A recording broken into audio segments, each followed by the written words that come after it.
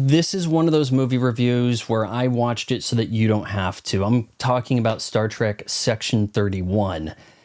It is not worse than I expected. It certainly isn't good. It is what I expected. As someone who saw all of one episode of Discovery and said, not for me, but realizing that, hey, maybe Trek was trending upward. We had a great third season of Picard, so where will this go? After all, it stars the world's greatest actress, as proven by the Oscars. Totally infallible system right there.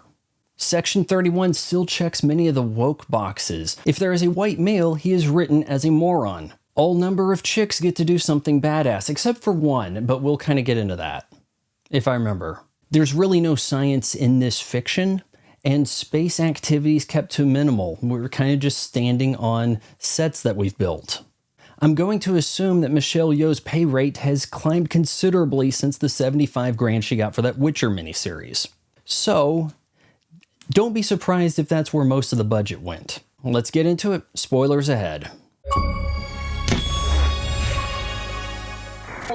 Before we get into it, I want to give a quick mention to my buddies over at emmyeats.com. Their ramen noodles are packed with protein and fiber so that you can feel like a ninja. Use my promo code FRY, that's F-R-Y, to save $5 on your first order.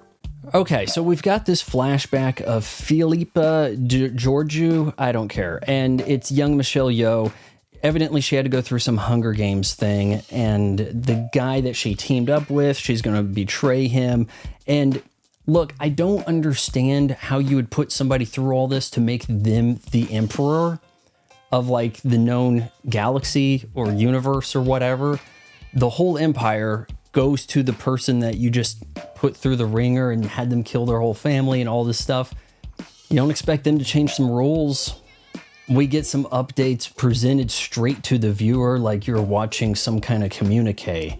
And I suppose this helps if you weren't keeping track of Discovery, because believe me, nobody was watching that. So she's from that universe and she's crossed over to ours where she owns a nightclub on a space station. It's outside Federation space, so all the hoodlums show up. The Section 31 team, that is the Black Ops off the books section of Starfleet. They have to go after her to get some information on some device they're trying to recover from Penguin. Our team comprises of a one-note comedic cyberpunk idiot, a Deltan who, like other Deltans, seems to have a primary skill set of vaporizing, a not Vulcan, rather a Men in Black type alien that resides inside a Vulcan suit, Rachel Garrett, a name that may sound familiar to you. I think in canon, she's the first female captain in Starfleet, actually the captain of the Enterprise C, who had to perform a deed to impress the Klingons in order to restore a timeline, and this means sacrifice. But here she's a young science officer and played more straight than most of them, though there's still some goofiness. I love chaos. Chaos is my jam. I love chaos. I love... But hey, at least she isn't all-encompassing action chick. So the MacGuffin everybody's after is called the Godsend, and it destroys the whole universe. Not really explained how, they just say it's so diabolical. The scientists who made this, they killed themselves, yep. Now you're given a little bit of mystery here. Who stole the device? I don't know, only so many characters who, well, I mean, this lady who's like the emperor conquered the whole universe and all this.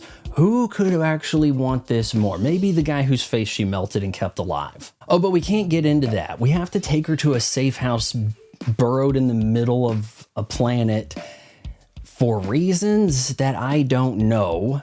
I guess so that we can set up a, hey, we've got a mole in our team.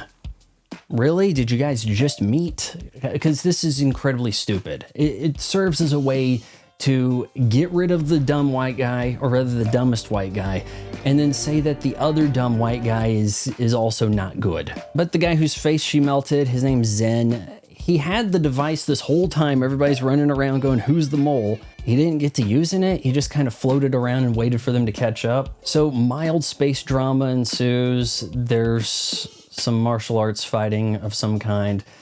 Looks like there's going to be heroic sacrifice, but they get kind of saved. Oh, I actually forgot there was also a black guy on the team, a different one, and he can transform into anything. but he rarely does because that's expensive. Anyway, him or they or whatever, along with Rachel Garrett, really help save the day. Heroic sacrifice gets averted, and the bad universe with the Empire and all that, I guess, gets destroyed, or do we care or not? Our movie ends with the whole team going back to Michelle Yeoh's space club and getting a brief from, I guess, the leader of Section 31. You guessed it, Jamie Lee Curtis in hologram form, because everybody loves every aneurysm at once, don't they? So we have to have some kind of reunion. Of course, this incredibly top secret stuff has to be done out in public. But yes, there is more or less a thinly veiled threat of a sequel, which I really doubt will happen. Boring. I'm not going to assign a star rating for this because this really strikes me as more of a made-for-TV movie than any realm of theatrical release. Hell, the acts are broken up like there are episode cards. There's a lot of crash zooms, accompanied by sound effects. I'm sure this is directed by a person or two, but not well. Get us closer! I don't think there is an audience for this, full stop, but Paramount Plus said, you know, we had a bad Star Trek show, and now we've got this megastar who's available. We may as well use her. Here you go. What would you like to do that we can afford? And that's Section 31. You've probably seen it already, and we're looking for other people to complain about it on YouTube.